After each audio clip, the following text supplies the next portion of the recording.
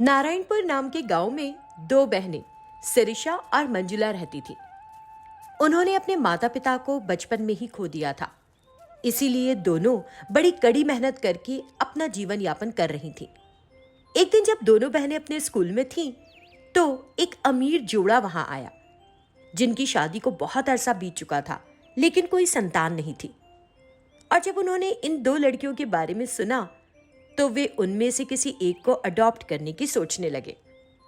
दोनों बच्चियों को देखकर ये जोड़ा काफी खुश था, लेकिन समस्या ये थी कि वे दोनों में से किसी एक का ही खर्चा और देखभाल करने की जिम्मेदारी उठा सकते थे। उन्होंने दोनों बहनों को भली भांति देखा और मंजुला को लेने और उसे अपनी बेटी के रूप में अपनाने के लिए तैयार भी हो गए। सिरिशा भी खुशी खुशी राजी हो गई। उसने सोचा कि कम से कम उसकी छोटी बहन तो खुश रहेगी। मंजुला को गोद लेने के बाद उन दंपत्ति का भाग्योदय हो गया। वे बहुत अमीर हो गए। उन्होंने मंजुला को महंगे स्कूल और कॉलेज में भेजा और खूब पढ़ाया। उधर सिरिशा उसी गांव में रह रही थी। काफी समय बीत गया। पढ़ाई करने के बाद मंजुला को एक अच्छी नौकरी मिल गई और वो अच्छा खासा पैसा कमा रही थी। लेकिन उसे इस बात से कोई लेना देना नहीं था कि गांव में उसकी एक बहन भी रहती है।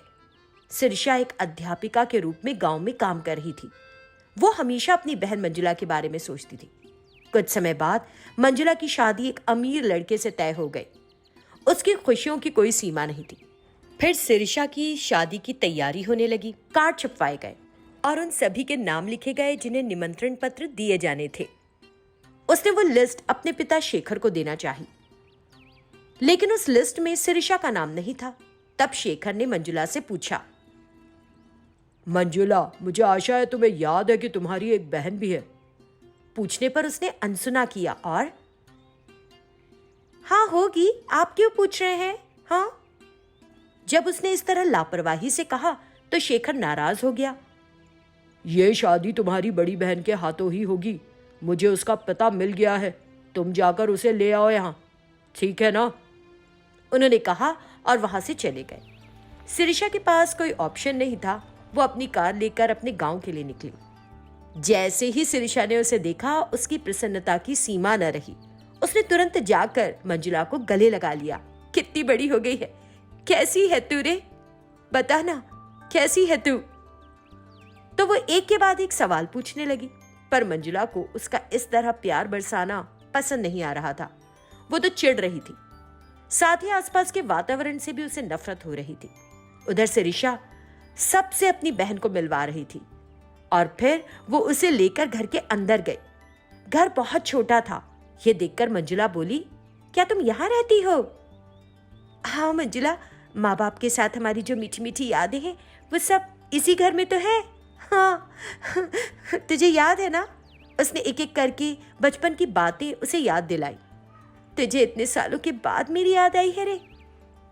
ऐसा कुछ नहीं है, अगले हफ्ते मेरी शादी है और इसलिए मैं तुम्हें लेने आई हूँ।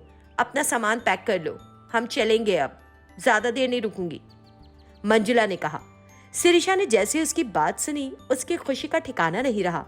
वो तुरंत किचन में गई और थोड़ी चीनी लेकर आई। कितनी अच्छी खुशखबरी सुनाई तूने। उसने मंजुला के मुंह में शक्कर डालने की कोशिश की तो मंजुला नाराज होकर, ओहो ये क्या कर रही हो? मेरी डाइटिंग प्लान खराब कर दिया। Oh shit. वो वहां से गई और जाकर चीनी थूक आई। सिरिशा की समझ में नहीं आ रहा था कि वो ऐसा क्यों कर रही है। अब चलो भी, जाकर तैयार हो, मंजुला ने चिढ़कर कहा। सिरिशा ने बड़ी खुशी से अच्छे कपड़े पहने। वे दोनों कार में सवार हो गई और चलने लगी। मंजुला को सिरिशा को अपने घर ले जाना पसंद तो नहीं आ रहा था। वो उसके पहनावे को देखकर और उसके बात करने के तरीके को सुनकर बहुत चिढ़ रही थी। उसे इंग्लिश का एक वर्ड भी समझ में नहीं आता था। इस वजह से उसे बहुत अफसोस था। फिर शादी के इंतजाम शुरू हो गए और मंजुला के सभी दोस्त उसके घर आए। उन्होंने सिरिशा को मंजुला की नौकरानी समझ लिया। क्या तुम चाय लाओगी हमारे लिए? वे उसे काम बता रहे थे। सिरिशा को कुछ समझ नहीं आ रहा था। मंजुला ने भी उसका परिचय अपनी बहन के रूप में दोस्तों से नहीं कराया। वे मेरे दोस्त हैं, जाओ चाय लाओ, उसने आदेश दिया। सिरिशा को बुरा लगा, लेकिन वो जाकर उनके लिए चाय ले आई। वे तो उससे नौकरानी समझकर बात कर रहे थे, लेकिन सिरिशा को कोई आपत्ति नहीं थी। उसकी बहन की शादी थी, वो सब कुछ खुश होकर कर रही थी। एक दिन शिरीषा बेहद थककर सोफे पर लेट गई। उसी समय मंजुला के दोस्त आ गए।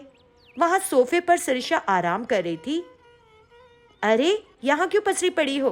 क्या तुम जानती नहीं मेहमान आने वाले हैं हमारे यहाँ? हाँ, मंजुला शिरीषा को अपने दोस्तों के सामने ही डांटने लगी।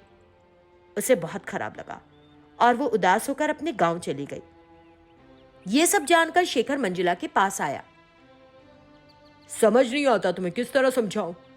जिस लड़की ने तुम्हें जीवन में सर्वश्रेष्ठ पाने का मौका दिया, उसके साथ व्यवहार कैसा कर रही हो? वास्तव में सारी सुख सुविधाएं तुम्हारी बहन को भोगनी चाहिए।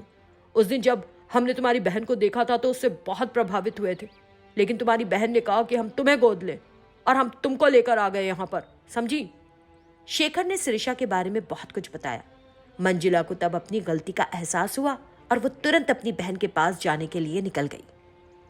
वेंकटपालम गांव में रंगम्मा और रंगैया नाम का एक विवाहित जोड़ा रहता था। उनकी 2 बेटियां थीं, मोनिका और लता। उनका परिवार गरीब था। मोनिका हमेशा हर कक्षा में प्रथम आती थी, लेकिन लता का मन पढ़ाई में नहीं था। वो अपना सारा समय मैदान में टेनिस खेलने में बिताती थी। इसलिए लता के माता पिता उसके लिए चिंतित रहते थे। वो उसे अच्छे से पढ़ाई करने के लिए जोर देते थे, लेकिन वो उनकी बात नहीं मानती थी।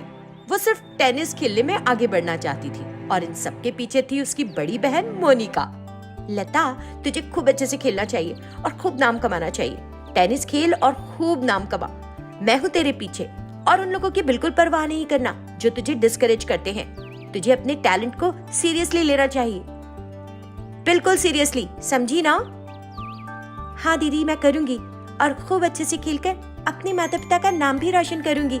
देखना, एक दिन जरूर करूंगी। हाँ। इस तरह दोनों बहनें एक दूसरे का साथ देते हुए आगे बढ़ रही थीं।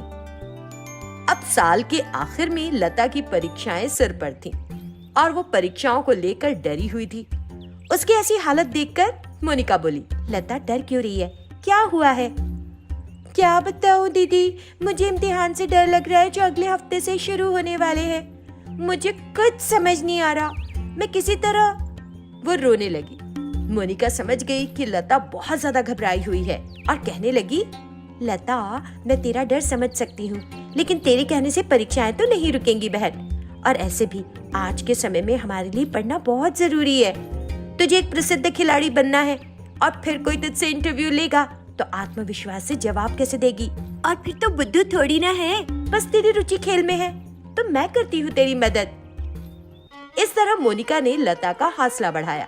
रोज खेलने के बाद शाम को वो लता को पढ़ाने के लिए बैठ जाती और उसके सारे डाउट्स क्लियर करती।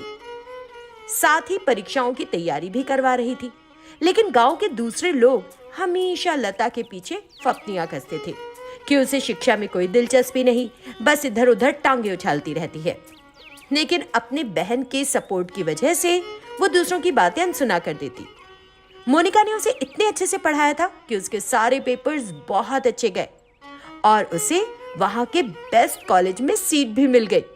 सिर्फ लता को ही नहीं बल्कि मोनिका को भी एक बहुत अच्छे कॉलेज में सीट मिली। मोनिका जो कोर्स कर रही थी उसमें वो टॉप पर थी। लता ने जिस कॉलेज में दाखिला लिया था वहां उसे टेनिस ट्रेनर भी मिल गए थे। फिर क्या था, उसने उन ट्रेनर से बहुत अच्छा प्रशिक्षण लिया और खेल की बारीकियां सीखी। उधर मोनिका IAS की तैयारी कर रही थी।